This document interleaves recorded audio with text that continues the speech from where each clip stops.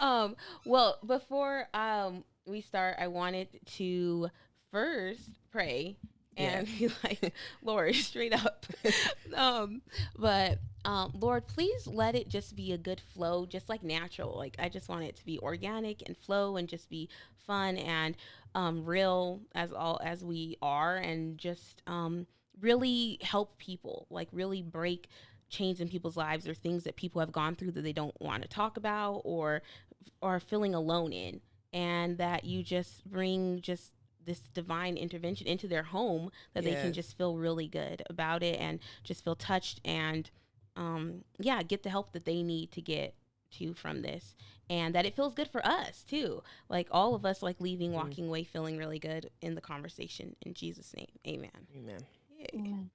um, I okay, so this part is gonna get cut out anyway, so I was just letting you know this is just like us talking to you, so he can just cut this part out. But I was gonna ask you, because we wanted to ask a first question, to Sure. each person that comes. So we Yeah. wanted to ask you which one you would want, like rather. Would you Yeah. rather answer something like a funny, like embarrassing moment, a what was the dumbest or yeah, dumbest advice or useless advice that someone's given you? Mhm. Or and what was the other one?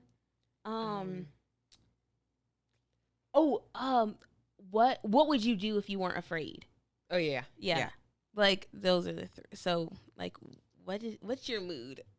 I don't know. I mean, I have a really embarrassing story that is super funny, but You always have good. We have the word like the best embarrassing one. That's the one I was originally gonna ask you because we always have really embarrassing stories, but I didn't know which one you wanted. yeah, I'm totally down with it. Okay. Okay. Okay. So, first off, oh, so should I start with the question? The just the embarrassing question thing and Yeah. then go into the Uh huh. intro? Okay.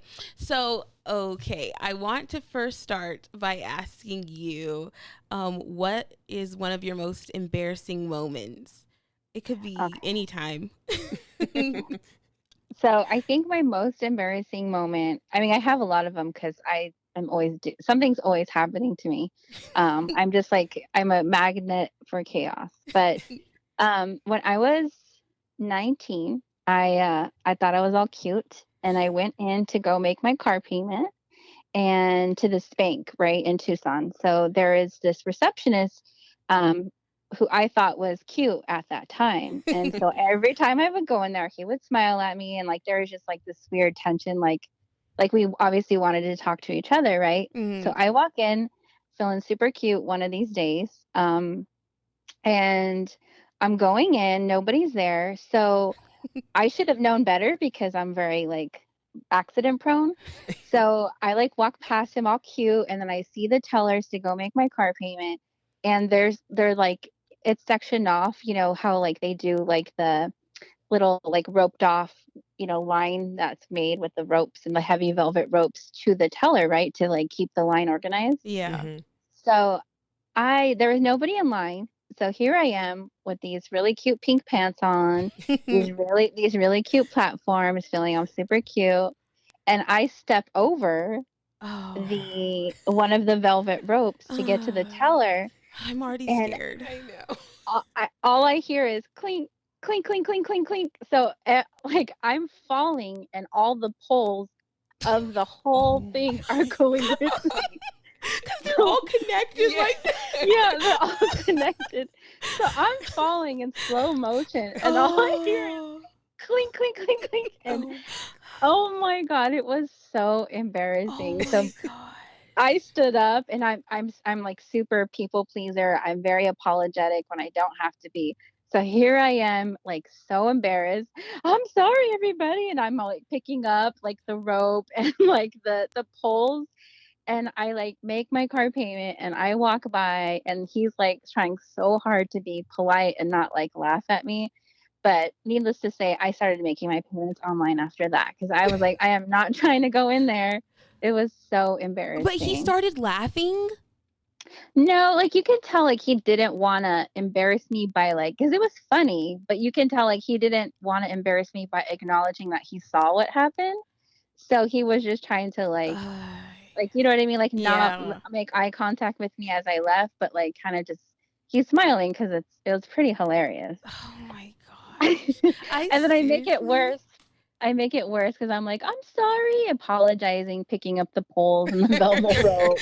You're like going to each one. I know. Yeah, Oh exactly, God. exactly. As Oh soon my as you said gosh. you stepped out, like you went, I was like, no, please Yeah, don't. please. And then I forgot about the other ones, like how they're attached. I just thought like, oh, Yes. she tripped over that one. Yeah. No. Yeah. No. Yeah, All I of took them. the whole thing down. And then you had to be wearing pink pants and I heels. exactly, exactly. Oh man, I Oh my love her. She has the gosh. best ones. Like mine are bad, but just mine are bad too, though. Yeah, Actually. they are.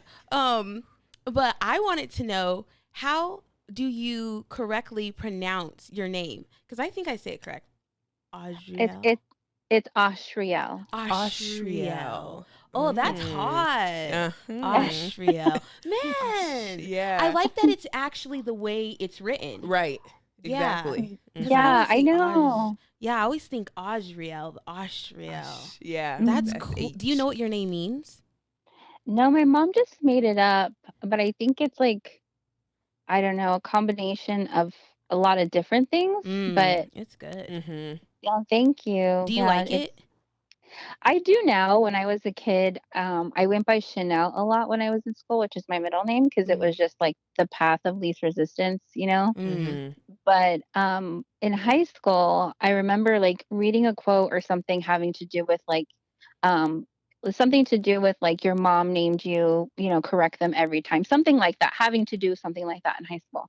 Mm. So when I was in high school, I really made sure that I did go by my name and I didn't shorten it. I didn't allow people to call me Osh or anything like Mm. that.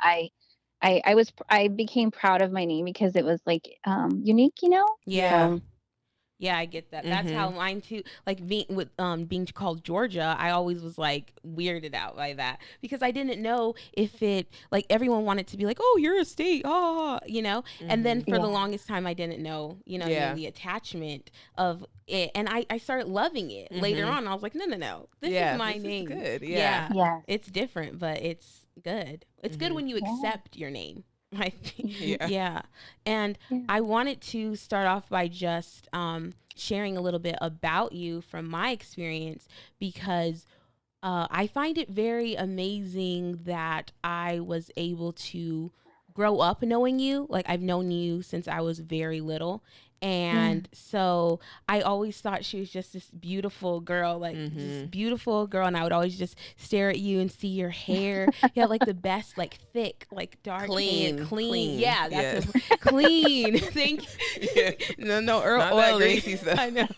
But she did. She had nice hair, a good smile. She's just always really sweet, and she was always like just so caring towards us and stuff. And then growing up, I find it amazing that in adulthood, reconnecting Yeah. and Yeah. reconnecting at a pivotal time in my life with you, because it was during the time where I had already decided to be completely real.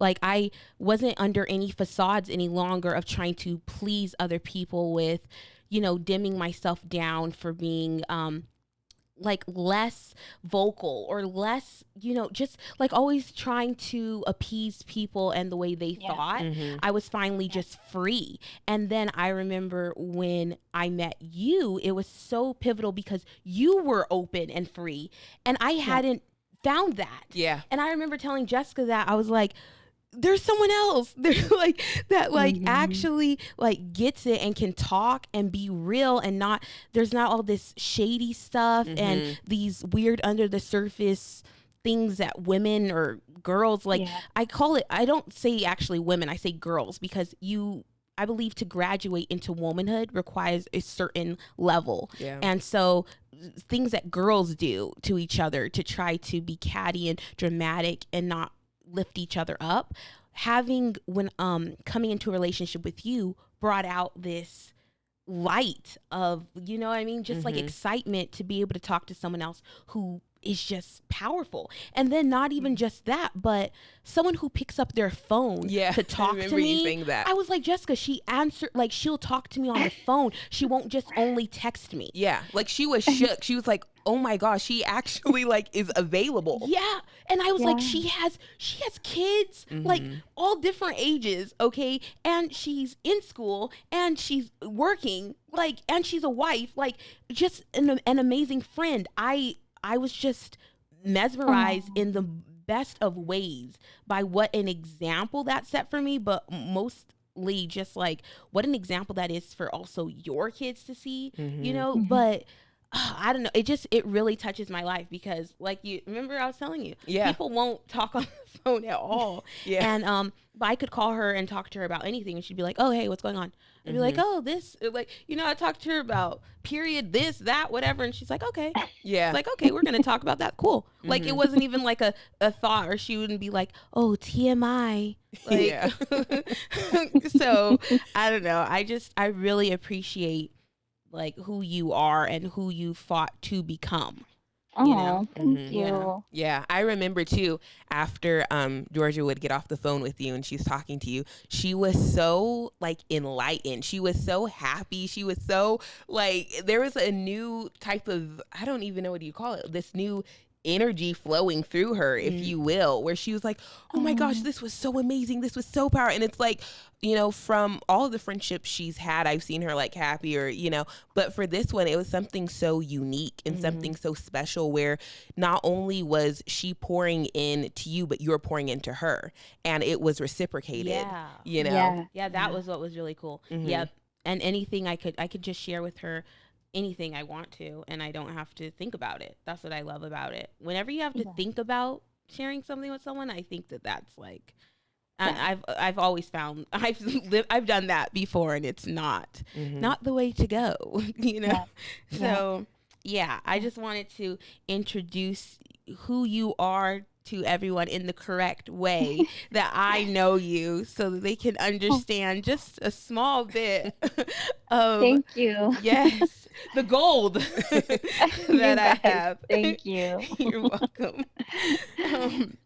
Um, so I was thinking of starting with asking you about your ethnicity. Sure. Yeah. What is your So, ethnicity?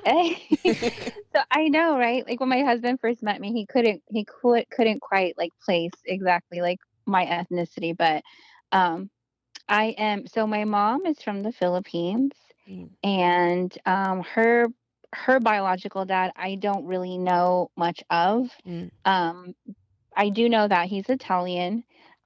So I mean, my mom has a relationship with him now, and when I say I don't know very much of him, meaning like I don't have a relationship, like I don't really have a connection up until recently. Like I'll send cards just because my mom has a connection to him now. So just in my past, when people have asked me like, "What's your ethnicity?" I always just said Mexican and Filipino because those were the relationships that were alive and like in my life, right? mm. But my mom, yeah, my mom is Filipino and she's Italian. And then my dad is full Mexican. So um I'm a bit of a lot of things.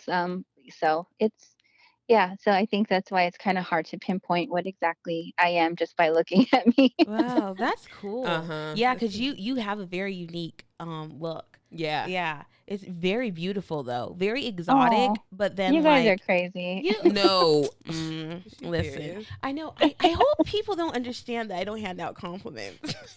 She doesn't. Like if you look cracked out, I'll just leave you at that. I'll be We'll like, just smile and nod I and be know. like, I'll be goodbye. like, yeah. That's Mhm. nice. Listen, when I be giving compliments, I'm glad her picture will be up as I point to the picture.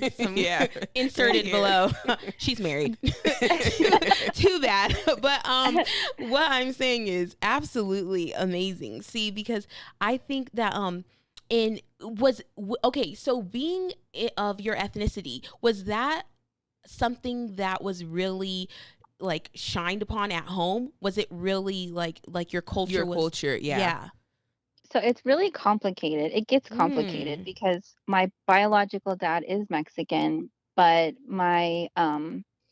he wasn't a part of my life for most of my life. Okay. So early on in my life, the main players in my life were my mom and my grandma. So I grew up with more Filipino culture, more Filipino food, for example. Like that's what I grew up with until my mom met my stepdad, Mm. who is also Mexican. So Mexican American, so he came into my life and introduced us to that side of me. So it's not directly Oh. like my family per se, but like my biological family, but coming into his life is when I experienced the Mexican culture. So this is, just natural way of being, this is cuisine, this is, family orientation, just culturally speaking, a lot of things that accompany, that side of my family, I was able to experience. So, like, he's my dad. I don't consider him stepdad.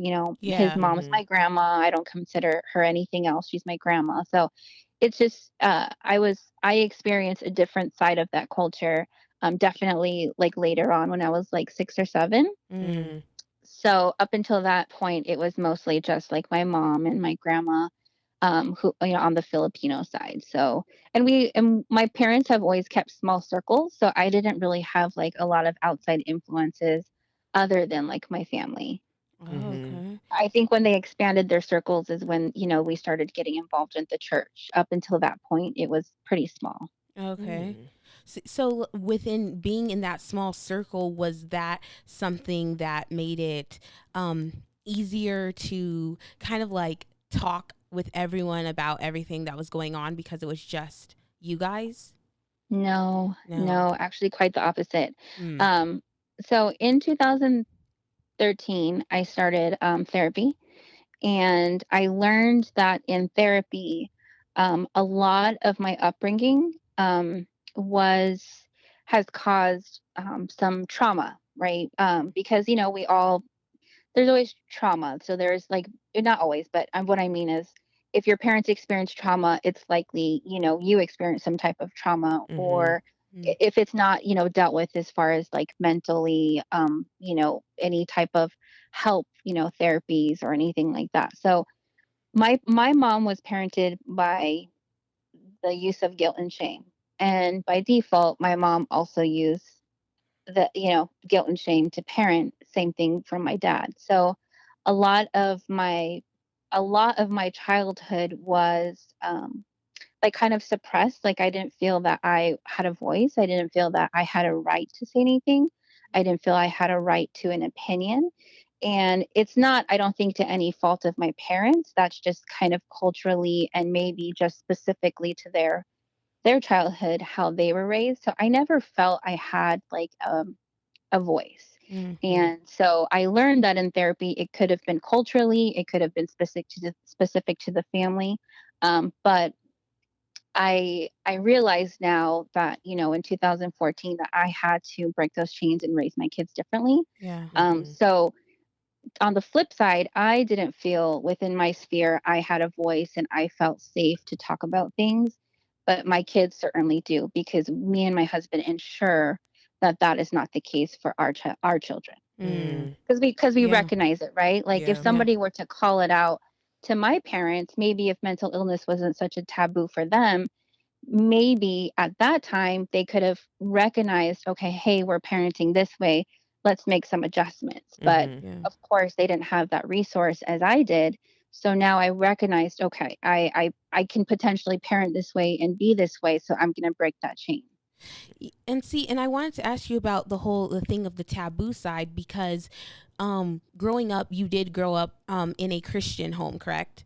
That's Yes. and so for that, since growing up in a Christian home, it's interesting that the whole concept of Christianity is that you are a sinner saved by grace. So Right. sitting down to see that you have flaws, yet because you are a sinner saved by grace, yet for some reason it's translated into not being able to admit the flaws. It's Correct. such an interesting, dynamic Yeah. of Mhm. what it's completely opposite of what it is. And Yeah. Right. so I really wanted to understand when you see that, and you talk about guilt and shame, like what do you define as that now? Do you actually define it as real guilt and shame? Or do you think it's more so something that it's normal, that the things that you've gone through, and when you talk about them, you know, you're like, oh, Yeah. okay, I'm a sinner saved by grace. This Yeah. makes sense that I've gone through this and this. You know what I Yeah. mean? Yes, yes, exactly. And then also too, it helps you understand the position of your parents. Mm. Mhm. So it helps you understand that um, they have experienced some things. So then it gives you a sense of grace, right? Like Yeah. they've I've been parented this way, and it's resulted in this particular type of trauma that I can overcome. But am I going to be guilted? Am I going to be shamed for going to therapy because nobody else in my family does? No, because I'm going to be responsible for my own mental Mm. health Mhm. and wellness. Yeah. Mhm. I'm no longer going to be guilted and shamed into speaking to somebody about the trauma that I've experienced, because Yeah. Yes. not everything is not everything is so black and white. For example, when my therapist at the time, he wanted me to write a letter to my mom telling her how I felt, and I told him, well, I don't have any feelings towards my mom. I she's been great. I don't have any unforgiveness. I don't have anything unresolved. And he just looked at me with lots of love and patience and was like, write it down. Write a letter to her and just try it out. It Mm. took it took me 3 months to write that letter, because I felt that if I even opened up to writing what I felt, that I was betraying my mom. Mm. Mm. So that's where the guilt and the shame comes into place, right? I felt I was betraying her, so I didn't feel like I should be able to say anything, because she loved me, because she worked hard. So I only saw those positive things, which are very valid, Yeah. but that also didn't allow me to recognize my own pain So and by my own hurt. Yeah, okay. So see, so Mhm. by you not mentioning those things that might have caused pain, you felt that to not mention it would, or if you did, I'm sorry, mention it, it would cause you a certain level of, you were exposing that, and therefore it was Yes. bad on you. Like, boo on you Yes. for doing this. Like, how could Yes. you? Wow, like Yes. the hand that's fed you this long And and this. Wow. yes, yes. Yeah. And Yeah. Georgia, with my brother passing Mm. in 1998, that's not something that we talked about, because again, that Oh. spirit of guilt and shame Mm. comes into play. Well, why did this happen? Yeah. How Mm. did this happen? Whose fault is it? Mhm. So then we did not talk about these things with outsiders. We didn't hardly even talked about it amongst each other. Mm. So then it was just buried and buried Buried. and Yeah. Yeah. unresolved, right? And then I learned about transitional trauma. So when you have kids, right? I had my daughter, and then I started exhibiting these behaviors aligning with OCD, aligning with anxiety. And then when I went to therapy, I recognized that I never dealt with the trauma of my brother's passing because of the guilt and shame. Mm. Mm. So I kept it to myself. I didn't talk about it. I didn't try to heal. And nothing was offered to me at that time either. I mean, I was only 12 years old, Yeah. but I learned that it's okay to talk about the loss in my brother, and that's not a reflection on who my parents are, who my family is. Yeah. Mhm. So I've learned that not everything is so black and white, right? Yeah. Like Yeah. you have to, well, your brother passed away, so there must have been something. You know what I mean? Yeah. So it's Mhm. like I've learned that I can't always put myself aside for the sake of other people's Yeah. feelings. Yeah. Because Mm. it's more pain. It's Yes. more, and yeah, it's crazy because going to the pain is the scariest thing. Mhm. One of the scariest things I had ever done in experiencing that actually confronting it. Yeah. But Yes. then it brought the most freedom I ever felt. Mhm. And I think that that's the thing, is fear wants to scare you into staying bound. The longer you can stay silent, Yeah. the more you're actually worse off. Mhm. But if it can cripple you enough, then you never get help, and it's spiraling and spiraling out of control. And that's one of Right. the questions that I was going to ask you was, how did that feel when you were able to open up and release that and go into those places that were dark and, were covered? How was that Oh, moment? it was a rough year, Yeah. and I first and foremost, I couldn't have done it without my husband. And Mm. the reason I say that is because he really is the only man in my life Mm-hmm. who exhibited unconditional love and kindness. So it was really needed at that time when I was struggling so much with my image and perspective of God, Mm. due to my relationships with my both of my dads. Mm-hmm. So it was a direct reflection on how I felt towards God. So it offered me the comfort that I needed from the male figure that I lacked in my life. So during therapy, he would actually just sit there quietly and look at me he never uttered a word. He only just was there for support.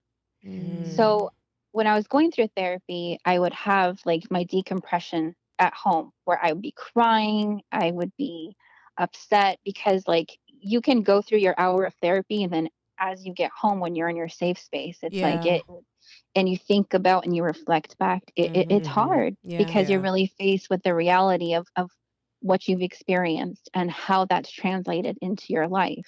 Yeah. Um, so I had dark moments, but when I really started to see the light is when I was able to not think of everything from such an anxious perspective. Like it got really bad where I was really morbid. So my anxiety is triggered by death and illness, and a lot having to do with my brother's passing. Mm. Mm. So it got to the point where I would count my daughter's breaths at night. I would obsess if I were to leave her, I would say, in my mind, I would say, smell her.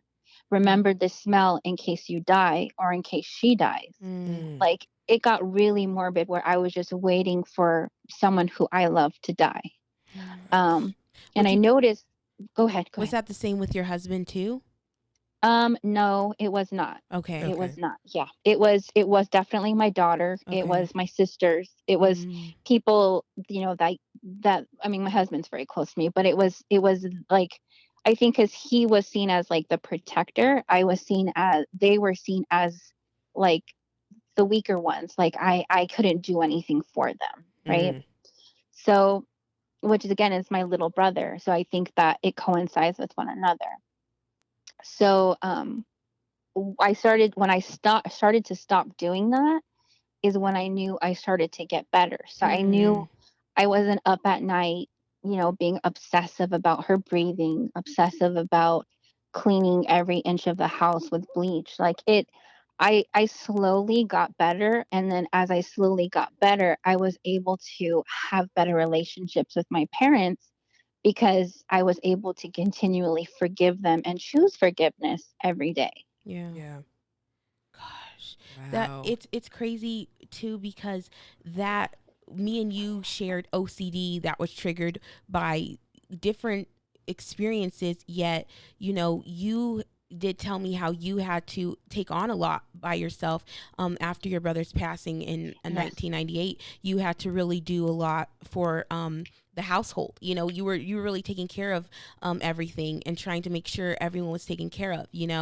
And that was Mhm. a similar experience that we both went through with taking care of the household and having my mom go through so much. I was taking care of Yeah. everything at home. So that's Yeah. when I experienced OCD, and I never knew that I was even going through that. I knew something was weird because everything when it's OCD, because it's so, like you call them, rituals. They're such Yeah. you have to do them. You feel as though you have to do that, and that's the only thing that's going to help. Yeah. So I would clean and clean and clean and clean and clean, and I remember that felt safe to me. That's when I felt better.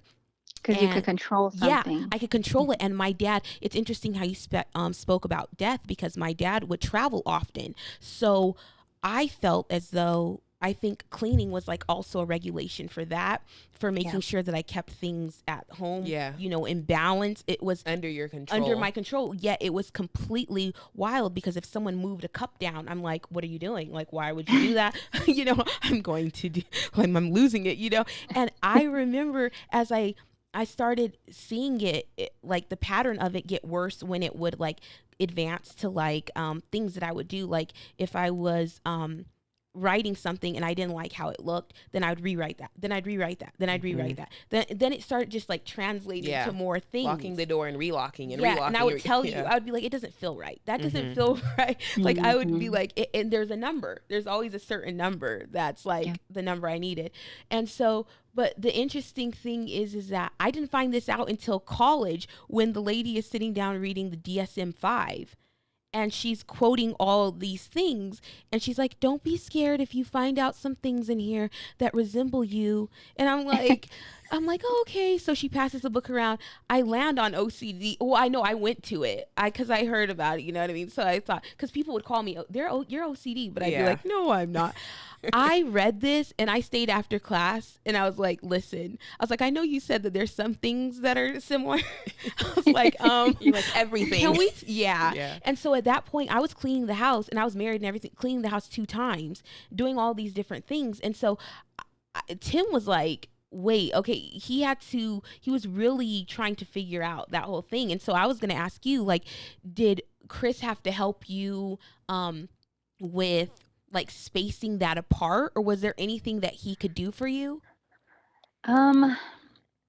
He he's a fixer. Yeah, so I think he's a fixer, and I really do think like during the therapy sessions and then him being in there, I think he realized that he just had to kind of step back and just allow me to let him know when I need him. So he's really good at reading me, and he can read my needs before, I usually even have a need. But he was really good at allowing me, because I've been controlled all my life. So I think that he learned that he had to take a step back and allow me to say what I need. Right. Yeah. So this was the first time in my life I felt like I could call out what I needed. That's good. Yeah. And then he can oblige, right? Yeah. Like I don't need you to try to fix this right now. I just need you to listen. Yeah. And then he would listen, right? Yes. Yeah. And it's, you're being vocal, you're speaking, you're talking. Yeah. Oh, that's so good. Yes. Yeah. How did that feel? Empowering and empowering. Yes. Yeah. I've never felt that before. Yes. Because, at first, because of doing everything by myself, I used to feel as though when I first got married that needed to be the same. Like, I didn't want Tim to help with anything at home because I felt as though if he helped, it was weakness for me. Like, I'm not doing enough. I'm not being the wife skill that I'm supposed to be, and he'd be like, what are you talking about? I need to be able to help you, and I remember it got to the point of just craziness, because for me that's how it had to get to this point of just being like and then finally it was all able to just come out, and you start seeing all these connections, like how you were connecting it from the childhood to this. It all just links itself together as to why you're doing these things that you have somehow made as normal, which you knew weren't, but they start to like take over your life in a way that it almost helps you. Like, it's a horrible moment where that breaking point happens, but then it's the moment that you make a choice of, okay, I need to do something about this. I need to get help with this. I need to, and so that's like what I was going to ask you is like, what made you come to the choice? Like, I'm going to do this. Well, my ritualizing was getting pretty bad, and Chris was noticing like my obsessive behaviors. And my biological dad actually made a short appearance in my life at that time too. So everything was exasperated. So Chris was like, I really think that you need to see somebody. So I'm really close to my aunt, and she actually suggested a therapist from the church that we used to go to, and he is literally a lifeline. Like he was, and when I walked in, right, it's so crazy how God works. I walked in and I met him for the first time. He is the opposite of every male figure who's ever hurt me. He is the opposite, just physically. He's just he's an older gentleman, the kindest spirit, very sweet. And I was like, okay, I can talk to this Wow. man, and it's going to be okay, like just by mere physicality, like Yeah. it didn't trigger me in any way to anything of my past. Oh, just like That's what you needed. beautiful. Yeah. Yeah. Oh. Yeah. Yeah. So um that's, and then Chris was there for my first session, and after that first session, I Chris Chris looked over at me like when we were driving, and he was just like, "You know what? I see you in a whole different way," because I never laid it out for him. Like I wasn't able to really articulate because Yeah. of course you're a professional therapist, they can ask you the questions, right? They Mhm. get it. They get the dialogue going. And I felt that he saw me and he understood my crazy a little bit, you know? Mhm.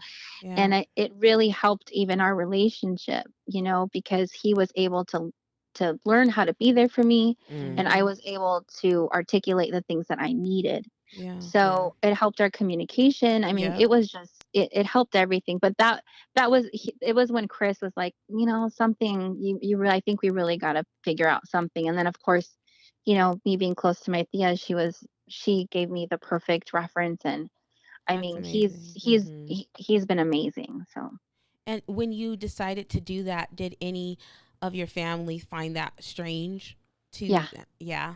Was that yeah. hard for you, or were you at that point just like, you know what? Yeah. I don't care.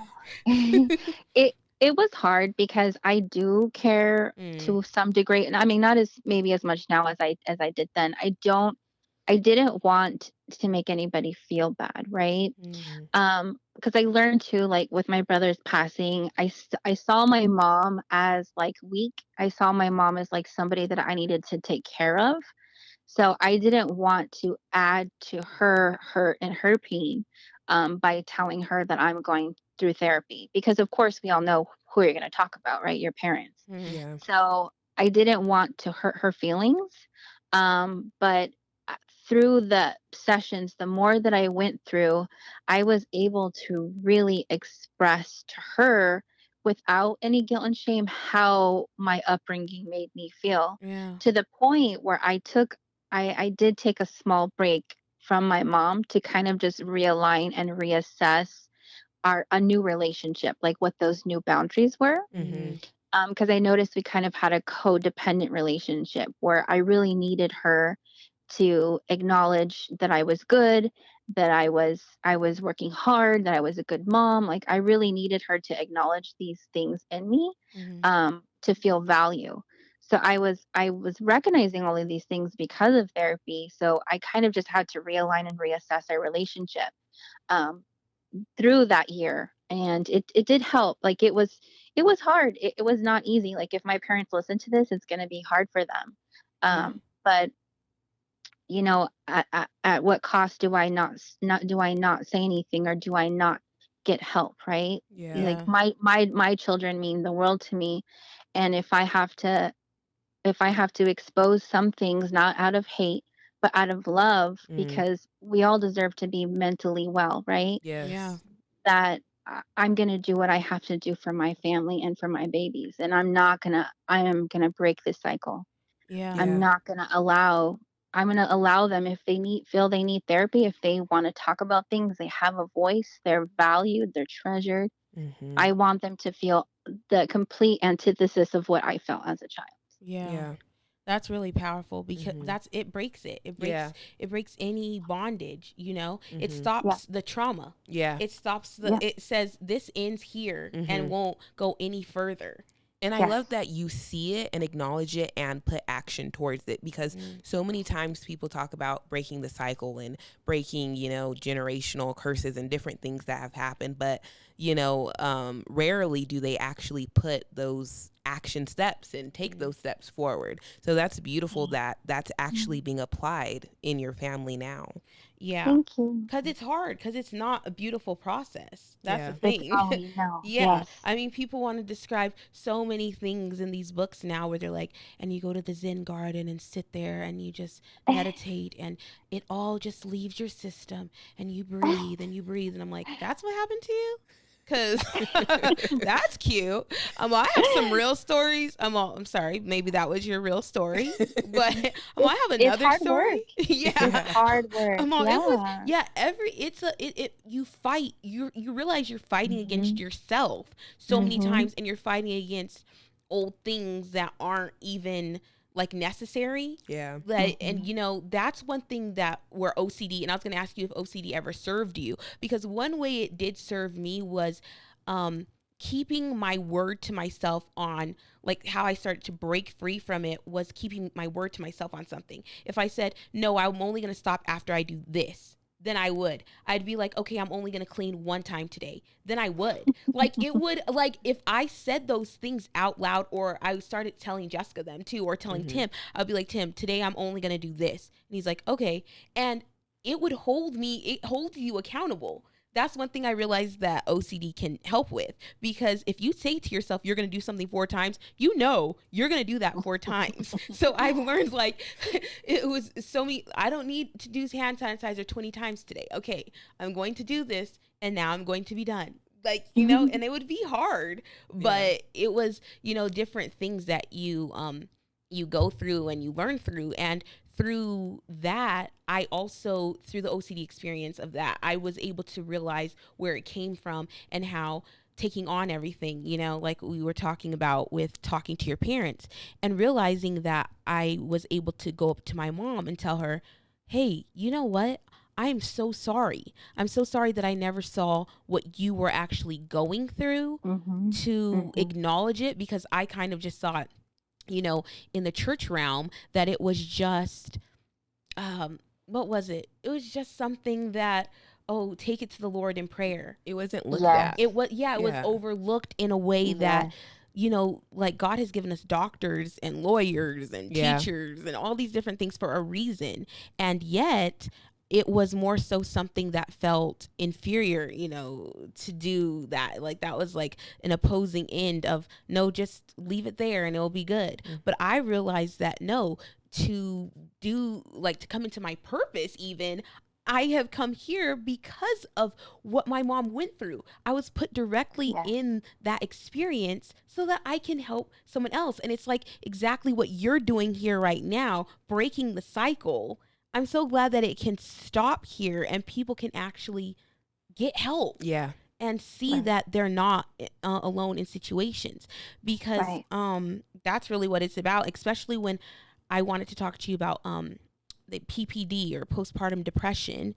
Mhm. And I was going to ask if you ever experienced that. Yeah. So in 2009, when my daughter was born, I didn't have PPD, but I definitely had postpartum anxiety. Mm. Okay.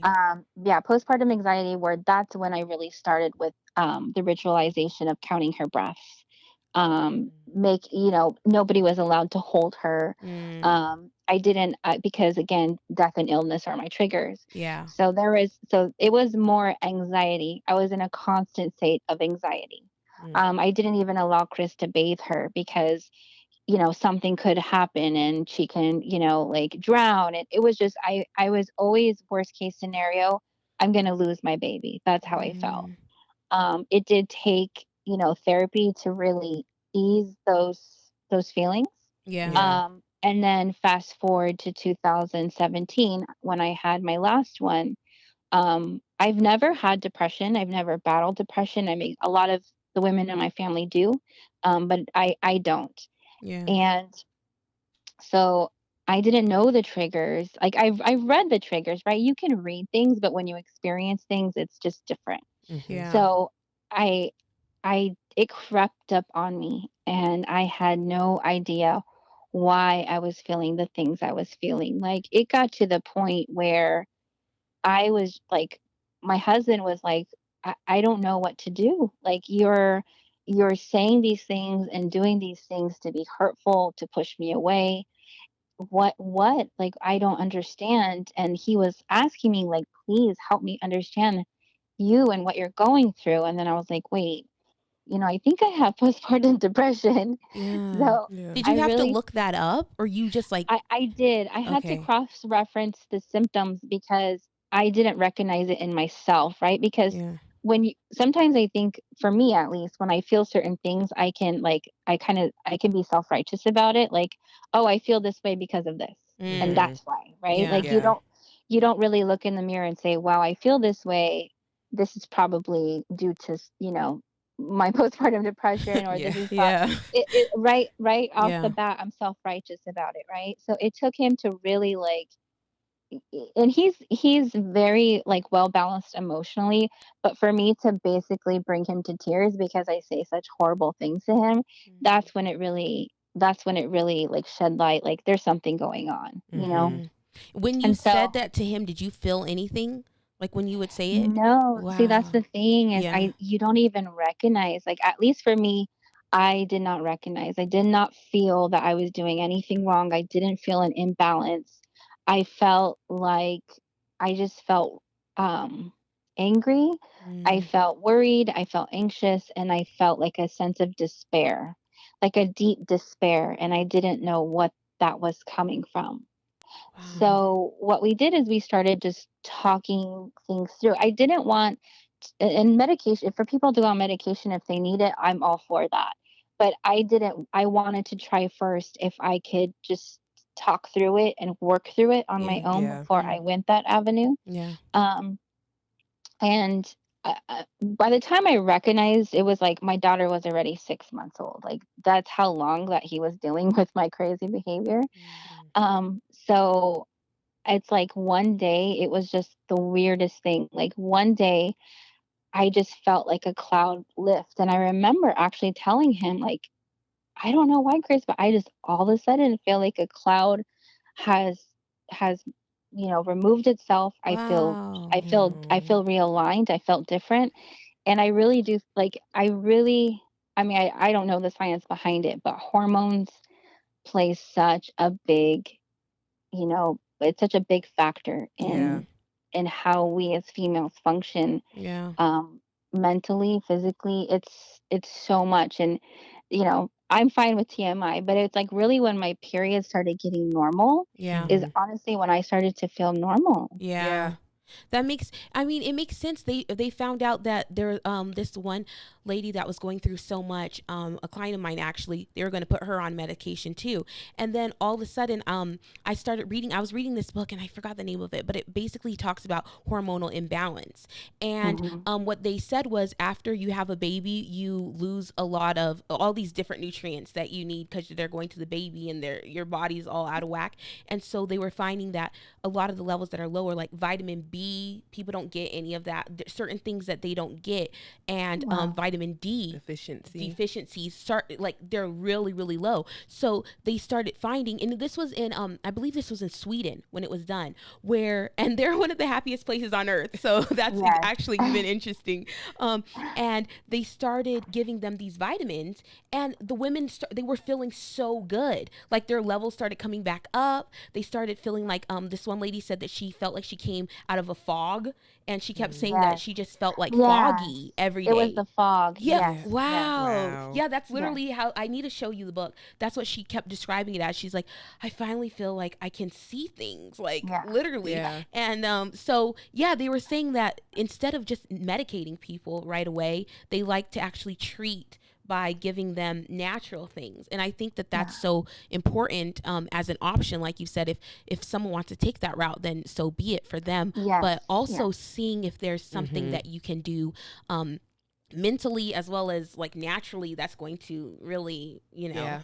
because I'm sure Yeah. also you talking it through, like you said, was another part that played a major role in it lifting for you. And I was given those tools from my Yeah. therapy. I Yeah. Mm. otherwise I wouldn't have known how to communicate my feelings Yeah. Yeah. and how to address them. It's only because I went through therapy.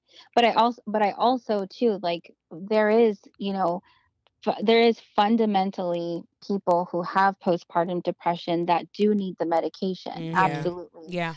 And I'm so glad that that's an option, because that doesn't make us less Christian. That No. Mm-mm. doesn't make us second rate. That just is just a benefit that's there, created by science to help Mhm. us, Yeah. Yeah. and I love that that's an option for people. But for me at that time, I would definitely have done it if I needed it, but I just didn't need it. Yeah. Yeah. Did you tell any of your friends about it during it, Um, or maybe after at all? You know what? I did tell my sister, one of my Oh. sisters, I did, tell her quite often. And so she was there for me a lot. One of my other friends was there for me.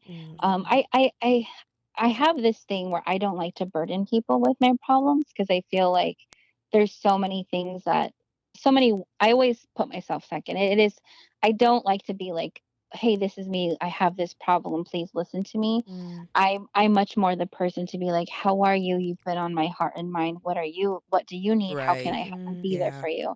So it is rare that I feel I can go to people yeah. because I don't like to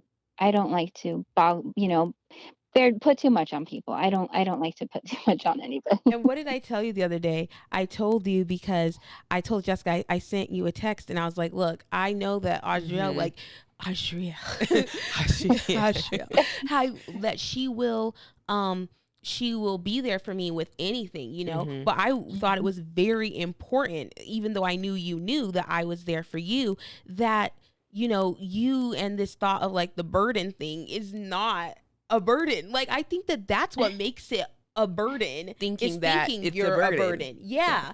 I really believe that and it's only your burden. Mm-hmm. Because I mean, it's different if you're like going to the person every day, like you're like, "Hey, Yeah. so my toe hurts. Hey, so my foot hurts. Hey, so my like every day it's a new every day it's a winding." But no, like but what I'm saying is I think that like that thought of burden can create distance where actually Mm-hmm. coming together like bridges that and shows you, oh, okay, that was actually so necessary for me and feels really good, Yeah. Yeah. and vice versa. Like whenever you come to me, or if you were to come to me in the future, it feels more like even better for someone like me to hear from Mm-hmm. you. Like I can't explain that other than the same way it feels for you when I come to you. You see? Yeah. So it doesn't feel like when I come to you, it doesn't feel like a burden that I'm coming to you, or how you receive it feels as though it's welcome to you that I can talk to you. It is. And Yeah. that's the Yeah. same exact Yeah. see, and there's some people that aren't built that way, but I feel like for people like us it's necessary to know, Mm-hmm. because it can feel it's very much more connecting Yeah. to know that, Yeah. okay, cool, these are my peoples that I can talk to. Yeah. And then not everyone is, and I had to learn that, Yeah. but yeah, I want you to always know that's I don't ever that a burden for you.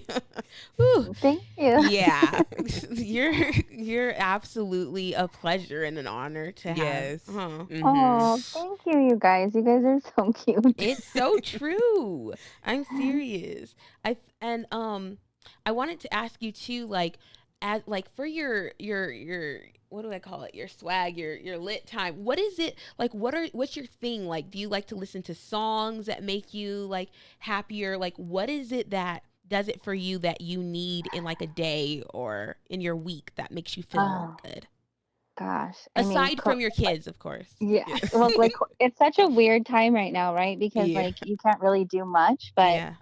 like outside of COVID 2020, I really did enjoy going out like on dates with my husband, of course, but Hmm. I really enjoyed the girl time. Like I love my girl time, my one-on-one, like my friends, if we were to go to eat, go to a movie together. Hmm. Honestly, like those times really do fill my cup because I feel like I can be myself. I Yeah. don't have to Yeah. be, with my working, with my customer service voice and my customer service everything.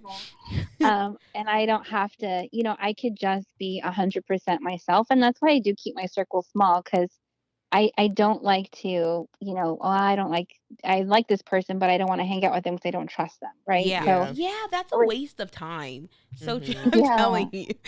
Yeah. yeah, It's not like enjoyable. Mm-hmm. yeah. But music, I mean, music and music, my girls talking on the phone, even like I love.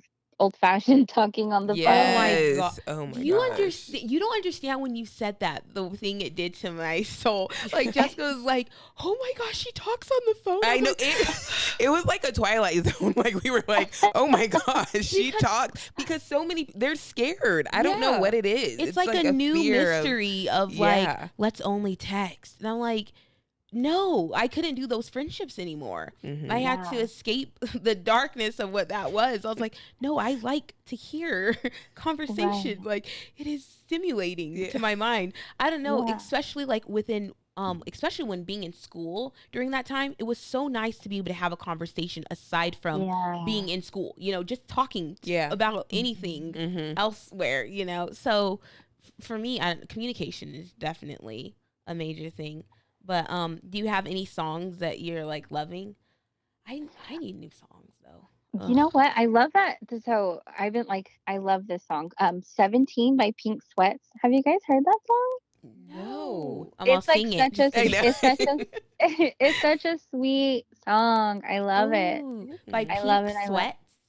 Yeah, it's so Ooh. random, but Ooh, I okay. really love this song. I like it. That sounds. I'm gonna look that up. Yeah. Yeah. It's super cute. But yeah, I mean, just friends and music, and those are always the things, right? That's just good at escapes. But and then Yeah. going Mhm. visit my family, right? I love my family. We're all a bunch of kooky people, but I love them. That's the best. That is the kooky, the best people to Mhm. have. So I will then. Yeah, I'll end part 1 with you, unless you had anything to say. No, I'll No, just thank you guys. And thank you for being here. And I'm Yes. excited for the next episode with you. And so, guys, I really appreciate you guys being here, and make any comments below. We will also link all Aushrielle's information Yes. below, because she is the money lady. What is it? I want to say exactly what you do correctly. I'm a loan originator. So if you guys want to buy a home, or if you guys want to refinance, I'm your lady. I'll work for you, and I'll make sure that we get you in there at the best possible deal. Yes. And don't Yes. get on her nerves. I will find you. I I will will. find you. We're gonna find you. We gonna find you. Run and tell that. No, but I'm serious. So I'm very grateful for you being here today, and thank you Yes. for just Thank you just for being so like raw. Like I just, told you. Yes, she See? said it. She I- was like, "You're gonna love it." I was like, "I'm so excited," She's and the best. that's exactly what. Yeah. She's the best. I'm gonna make somebody mad. No, you're gonna make people wake You up. can make people free.